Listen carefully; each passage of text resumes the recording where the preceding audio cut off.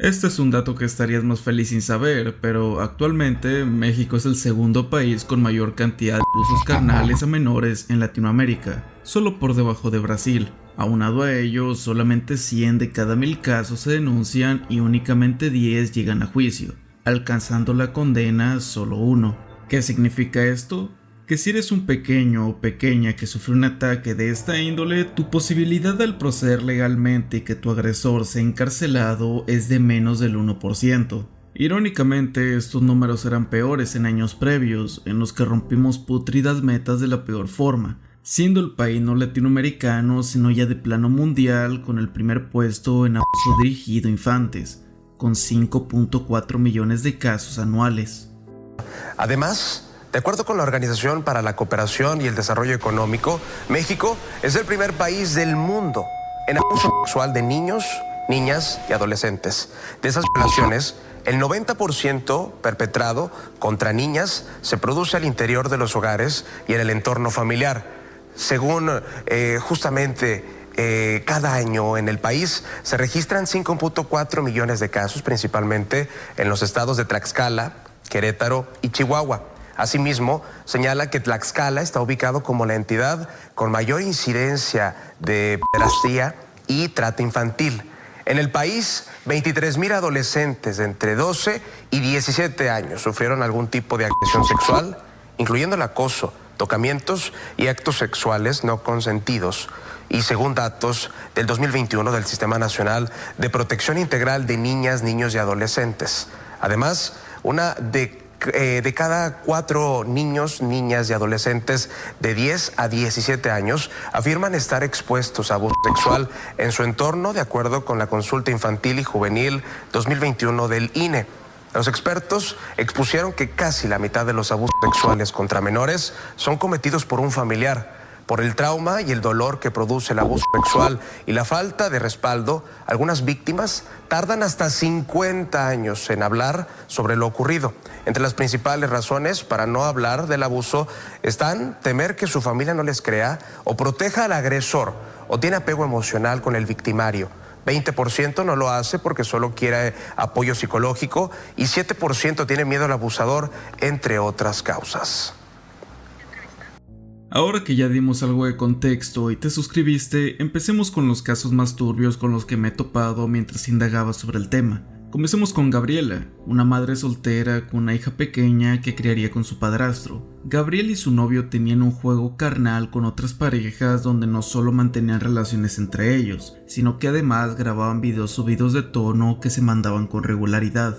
Hasta este punto todo habría ser respetable. Sin embargo, según múltiples testimonios de conocidos, Gabriel y su pareja no eran buenos padres. Solían consumir sustancias ilegales, eran agresivos, debían la renta y no estaban al tanto de su hija, que prácticamente se había vuelto la hija de la madre de una de sus vecinas, siendo ella quien la apoyaba con tareas como bañarla o dejarla dormir con ellos.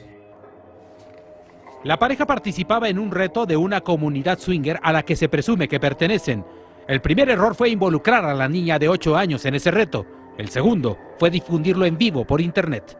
Gabriela es la madre de la pequeña y vive en este barrio. Según sus vecinos, se drogaba con frecuencia y era agresiva. Por eso no todos aceptan mostrar su rostro por temor. Le dije, tú estás mal lo que está haciendo con tu niña, lo que está, tú no, pero tu niña lo que está, la que va a sufrir va a ser tu niña. La menor se veía triste y callada. La cuidaban justo al frente de su casa. Es como mi hija, porque yo le daba de comer a la niña, la bañaba, la hacía, le ponía su ropita, todo eso y su mamá no.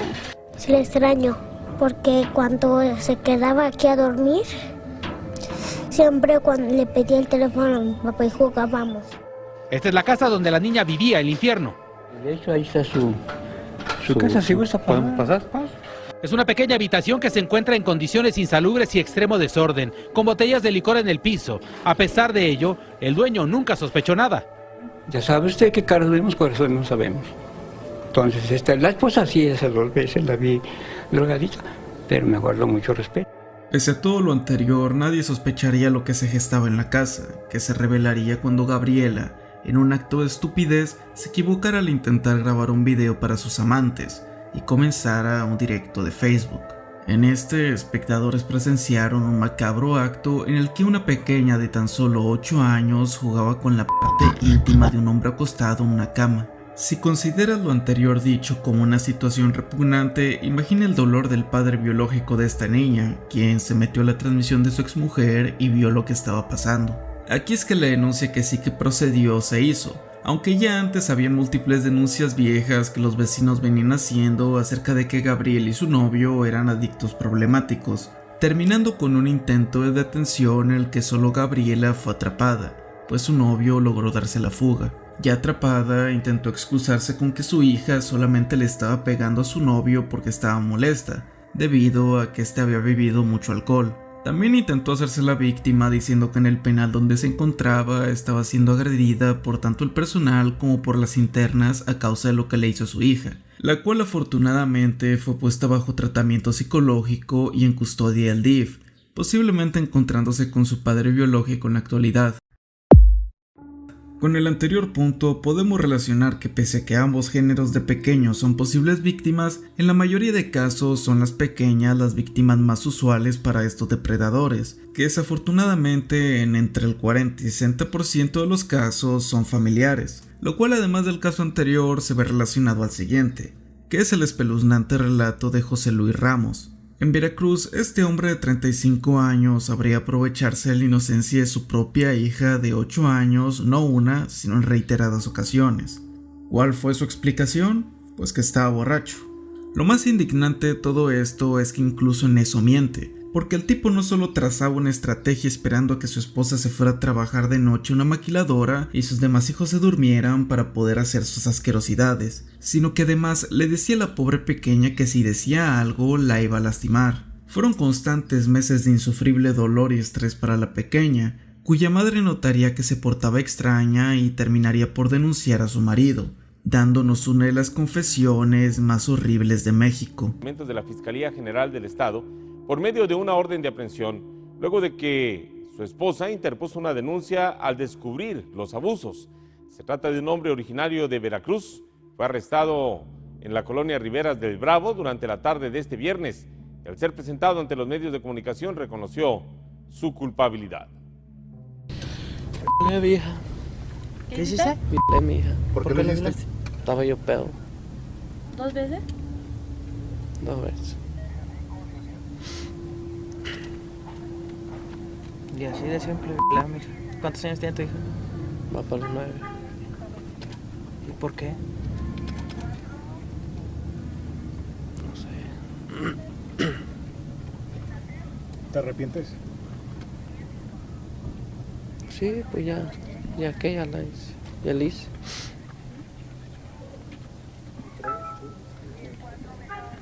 Echaste a perder la vida de tu hija y nomás dices ya qué.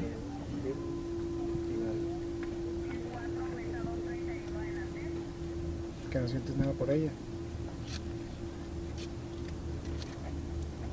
¿Te importa? No, pues ya que esté con su mamá. La dejaste marcada para toda la vida. ¿No te importa? Sí, es mi hija. Ya. ¿Tienes problemas con la bebida o qué pasó? Con el alcohol, sí. Tomaba mucho. José Luis Lara Ramos, de 35 años de edad, fue sorprendido gracias a que la madre de la niña se percató de una serie de cambios en el comportamiento de la menor, desde que ella comenzó a trabajar en una maquiladora y dejaba a los niños al cuidado de su padre. El señalado presuntamente esperaba que sus hijos se durmieran para luego acercarse a la niña de 8 años de edad para tocarla y luego violarla con la amenaza de hacerle daño en caso de que denunciara las agresiones que se repitieron en septiembre, diciembre y enero pasados. No fue nada más el alcohol, como dice él, no fue una locura de una sola noche, es una persona enferma que le estuvo lastimando constantemente a su hija, a su propia hija biológica. Es realmente increíble que solo un animal puede hacer ese tipo de cosas. Este hombre fue condenado a 10 años de prisión en 2015, siendo que ahora que estamos en 2024, eso significaría que si no está libre ahora gracias a la libertad condicional, lo va a estar el próximo año. Así que ya lo saben, gente de Veracruz, tengan cuidado y prevengan a sus pequeños si miran a este hombre. Así como tampoco confíen en ningún familiar, pues en este caso fue el mismísimo padre biológico el abusador. Si le preguntas a cualquier persona qué estaría dispuesta a hacer por sus hijos, te dirán que lo que sea necesario, inclusive vender sus propios cuerpos a cambio de dinero. Sin embargo, si le preguntas a un adicto qué estaría dispuesto a hacer por las sustancias, lo más seguro es que te dé una serie de respuestas falsas en búsqueda de ocultar la realidad, que le harían lo que sea necesario a los de su alrededor a cambio de ellas. En referencia a lo anterior, pensé en plantearles casos de adictas que vendían a sus hijas, que decir, son el tipo de casos más usuales que me encontré junto con las de padres que se aprovechaban de sus hijas o hijastras. Pero en este caso les presentaré un tipo de adicción diferente, y eso es la ambición al dinero y las propiedades. Ricardo Navarro Allende y Lorena Isela Cortinas se tratan de una pareja con 3 hijas, una de ellas de en ese entonces 12 años y la víctima de este relato. Según contaron en sus declaraciones, un amigo de la infancia de Ricardo trabajaba vendiendo casas Infonavit, que vendrían a ser casas pequeñas que se adquieren mediante un crédito hipotecario a bajo costo, habiéndoles de proponer un trato, en el que a cambio de que aceptaran que la pequeña mantuviese relaciones grabadas con él, les habría entregar tanto una casa como una camioneta. Pues usando a nuestra hija en cosas ilícitas, ¿no puedo decir eso? Y pues por idiotas. Al hombre al que ustedes se ofrecían a su hija, ¿qué les prometía? Una casa. ¿Qué más? Pues yo nunca había escuchado el carro, pero lo que está diciendo ella es un carro. ¿Cuántas veces utilizaron a la niña? Pues dice ella que 2, porque yo siempre trabajé también. ¿Fue nada más con una persona o con cuántas personas? Lo que yo tengo entendido con lo más ellas, así. ¿Por qué utilizaron a la niña? Por idiotas. ¿La inocencia de su hija valía una casa y un carro? No. ¿Por qué hasta apenas ahora te arrepientes?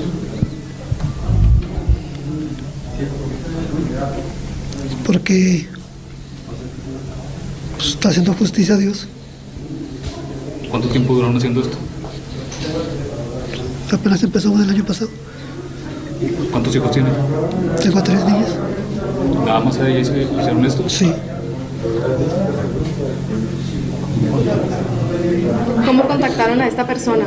Al Solo él llegó, como él vendía casas de Infonavit, pues se le hizo fácil a él y ya nos dijo. ¿Le gustó su hija o por qué ella? Pues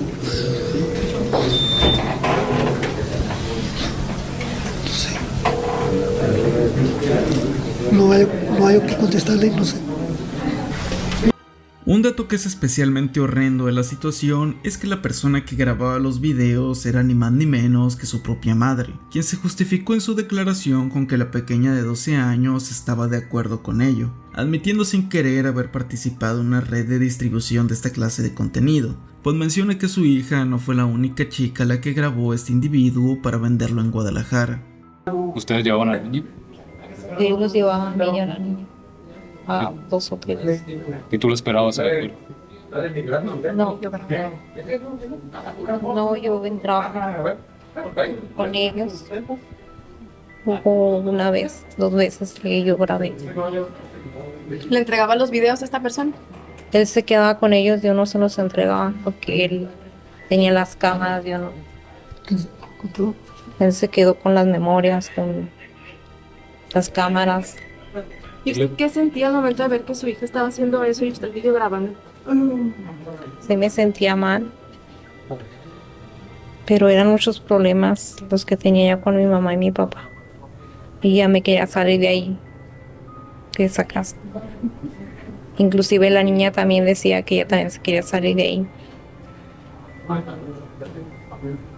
Y fueron varias veces que él le preguntó a la niña que si quería hacer eso y ella dijo que sí, porque ella quería también un carro, le había prometido él a la niña un carro, estar en las mejores escuelas y la casa.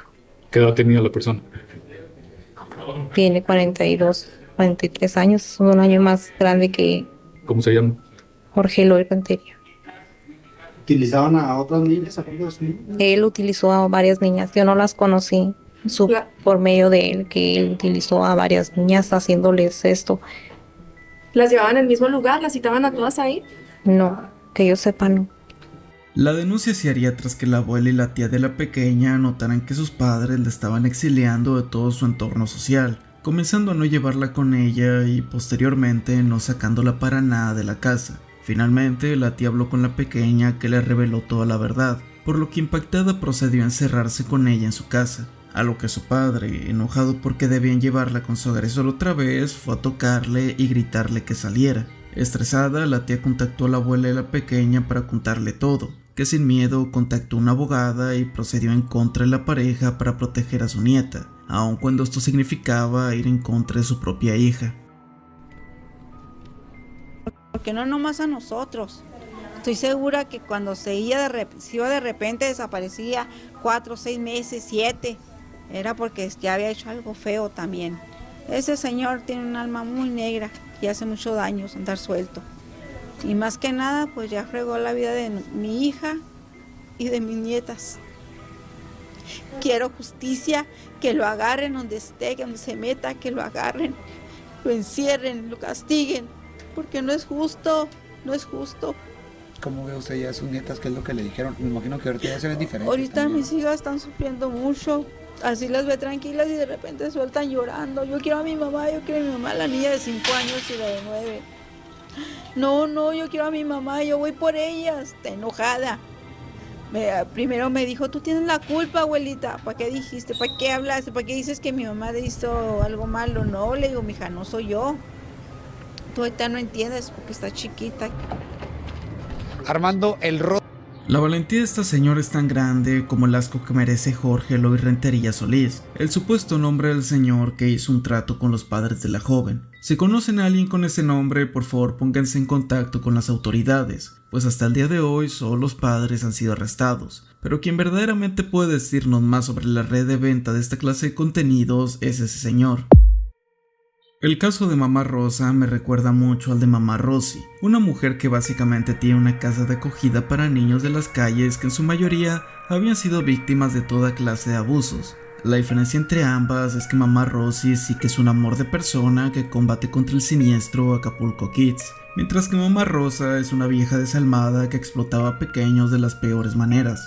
Aunque antes de su origen, Mamá Rosa, o por su nombre real, Rosa Verduzco, viene de una familia adinerada con empresas y campos agrícolas, siendo que desde muy joven desarrolló una característica no muy usual en adolescentes de la alta sociedad, que es hallar una fijación en las personas de la calle, más en específico los pequeños y las pequeñas. Esto lo descubrió cuando a los 13 años se unió a una colaboración religiosa y benéfica llamada Congregación de María. Más tarde, a finales de los años 50, momentos en los que habría de perder a su padre, Rosa pidió a su madre que le regalara una casa donde habría de vivir con alrededor de 40 niños. Para la gente de Zamora era muy raro verla a ella correr con niños en búsqueda de comida dentro de bolsas de basura, así como también se rumoreaba que tenía un carácter fuerte y pese a todo, mantenía una dictadura dentro de su casa. Acá es que tenemos dos versiones de cómo consiguió un albergue, siendo la primera que se le fue otorgado como regalo benéfico para ayudar a los desprotegidos, mientras que otra versión dicta que lo compró. Junto a los jóvenes, Rosa construyó con sus propias manos el albergue, provocando futuros derrumbes porque ninguno sabía correctamente de construcción. Y es aquí que comienza el lado oscuro de esta señora, pues siempre que un bebé nacía en el albergue lo ponía a su nombre, así como también exigía que le cedieran los derechos de los niños a cualquiera que fuera a dejarlo ahí. Y de una manera legal, ella no podía, yo no podía ir a rescatarme. Hay gente que nos dice, ¿y por qué hasta ahora que ya estás viejo, payaso, andas diciendo, haciendo leña del árbol caído, ahora diciendo que la señora era mala. También se sabe que Rosa era inteligente, ganándose el apoyo político y mediático a través de su aparente actividad bonachona. Todos los que querían postularse en la ciudad siempre le debían de dar ropa o insumos en fotos, así como obviamente dinero, que era entregado por instituciones de gobierno directamente a ella. Debido a lo mediático que era este albergue, las donaciones no serían raras, siendo que se estima que recibió por lo menos $762,000 en apoyos, que por cierto no solo nunca fueron vistos, sino que los pequeños vivían en condiciones infrahumanas, siendo que en la mayoría de ocasiones dormían en el piso con paredes llenas de grafitis. El lugar recibía toda clase de muchachos, por lo que las sustancias eran un hecho palpable. Sin embargo, lo peor era el abuso físico, siendo que Rosa llegó no solo a enviarlos a trabajar, sino que ya de plano pedir explícitamente que palizaran a los jóvenes para que pararan de intentar huir, y en el remoto caso de que lo lograran, las autoridades estaban coludidas con ella, siendo obligados a volver donde les esperaban serios escarmientos físicos. De entrada, el primer patio, el más grande, el de los aspectos, es en el donde te vas con la impresión de que todo es hermoso porque ves la escuela, ves el asta bandera y ves todo en orden, pero hay una puertita que te conduce a un patio regular, un patio mediano, donde nos ponían a hacer trabajos difíciles como son lavar envases de botellas que venían llenos de parafina, con cemento, oxidados.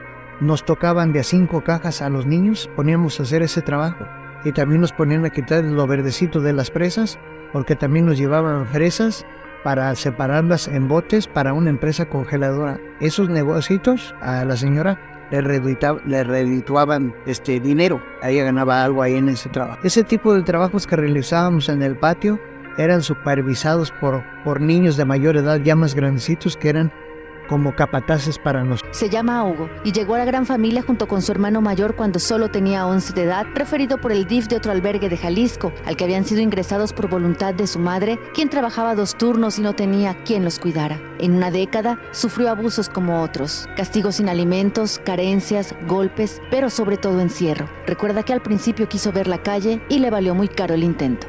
Me subí a la malla que estaba ahí para ver pues la calle nada más. Y pues el policía que estaba cuidando me bajó y me dijo que me fuera con una señora. Y pues ya me fui y pues al siguiente día me habló la jefa, mamá Rosa pues. Me metió a su oficina y le habló a uno que le ayudaba, se llamaba José. Y le pasé una vara de violín y me empezó a pegar un feo. Me linqué. Su hermano escapó en 2009 y contó todo a su madre sobre los castigos. Ella desde entonces trató de recuperarlos sin éxito, ni siquiera cuando cumplió la mayoría de edad. Cuando mi hijo falleció, yo fui y le dije que me lo dejara salir a porque pues yo ya había perdido al otro. Y me dijo, si en otras ocasiones no te lo daba, ahora menos te lo voy a dar. Dice, porque no quiero que lo vayan a matar. Y me dijo, de hecho tu hijo no te quiere ver. Le dije, ¿cómo que no me quiere ver? Dice, no, tú para él ya no eres su madre. Y mandó supuestamente a uno que estaba en la puerta a buscarlo. Y duró como más de media hora y cuando regresó dijo, es que el niño dice que no la quiere ver y que se largue, que no quiere ni hablar con ella. Le digo, es que dígale que venga y me lo diga él. Y ya la mamá Rosa dijo, es que no estás escuchando que tu hijo no te quiere ver. Es más, ya no es tu hijo. Me dijo, ya no es nadie. Tú no eres nadie y lárgate de aquí. Y le dije, es que yo quiero a mi hijo. Dijo, no, y hazle como quieras, yo no te lo voy a entregar. Para poder andar en la calle, tienes que ganarte mucho la confianza de mamá Rosa, porque si salíamos a la calle. Tú podrás decirme, ¿y por qué no te escapabas? Porque teníamos miedo, conocíamos del apoyo que le brindaban las autoridades municipales a ella, porque ella nomás daba el pitazo y patrullaban y nos recogían y nos volvían a entregar con ella. No te podías escapar. Pero en caso de que esto te parezca poco, es bien sabido por múltiples testimonios que Rosa permitía el abuso carnal a los pequeños por parte de adultos o jóvenes mayores de edad. El Cito y el Quiro, a ellos los identifico perfectamente bien. Ellos hacían violación de niños, de niñas, los ponían a tener sexo oral, tenían relaciones con los menores de edad, fueran niños, fueran niñas. Inclusive existiendo testimonios de chicas que cuentan que esta tenía una preferencia especial por las pequeñas, a las que les obligaba a realizarle actos indebidos. Una cosa muy sucia, a cierta edad ella no la toca a un hombre, así bien lo que es. Ella usa a los niños, a las niñas, para que nos someta bajo sus instintos. Claudia llegó siendo una niña al orfanato y ahí comenzó su pesadilla. Yo tenía 10 años cuando ella me invitó a su cuarto y me dijo que yo tenía que hacer esto y que si a ella le gustaba yo podía entrar 2 o 3 veces por semana a su cuarto y que esto me ofrecía ropa, zapatos y una buena alimentación. Ella prefería más a las niñas el sexo oral. Éramos sometidas a fuerzas a cambio de comida y de una buena alimentación, mínimo una semana. Mamá Rosa las hizo jurar fidelidad de por vida. Y me cortó, sacó una navajita de su cajón y así me quería hacerlo en el pecho, en mi lo quería hacer, pero le dije que ahí me podía doler mucho. Me dijo, entonces dame la mano, quiero ver tu sangre. Entonces me abrió mi mano y ella se pinchó el dedo del pie, la planta del pie y me hizo hacer un pacto donde yo me declaraba su hija, que ella me decía que era más poderoso que Dios. Y ahora veo que no. En dado caso de que el pequeño o la pequeña no hicieran lo que quisiera, no se les daban palizas, sino que en ocasiones se les inyectaba alcohol para provocarles dolor. Pues verdaderamente me espantaba que me pusiera aquí y que me bajaran mis calzones y que me inyectaran alcohol en las nalgas. El alcohol, cuando te lo inyectan en las nalgas, es como si prendieras un cohete y a correr. Aparte de que nos ponían levantados con las manos en la pared y nos castigaban con alambres muy gruesos, nos lastimaban la espalda muy fuerte, nos pegaban terrible. En casos más extremos se les llevaba el llamado cuarto de Pinocho, un cuarto de castigo donde no solo se les exiliaba, sino que de plano no se les daba ni agua ni comida. En un futuro, en uno de los operativos de la Procuraduría para arrestarla, se descubrió a un niño con la pierna engangrenada ahí, así como el cuerpo sin vida de otro. Los encerraban a oscuras en un cuarto con un cuerpo en descomposición. Esto y mucho más pasó en este albergue, donde la anciana adorable terminó por resultar ser el verdadero demonio. Actos que el gobierno ha rechazado imputarle debido a que Rosa es demasiado vieja para ser encarcelada, permaneciendo en libertad tras ser hospitalizada y muy seguramente pasando el resto de sus días así, siendo esta, como tantas en este canal, una prueba más de la peor cara de México, la impunidad. Sin más que decir, estos han sido los peores casos de abuso infantil en México. Una carta de mi parte para que cuides a tus pequeños.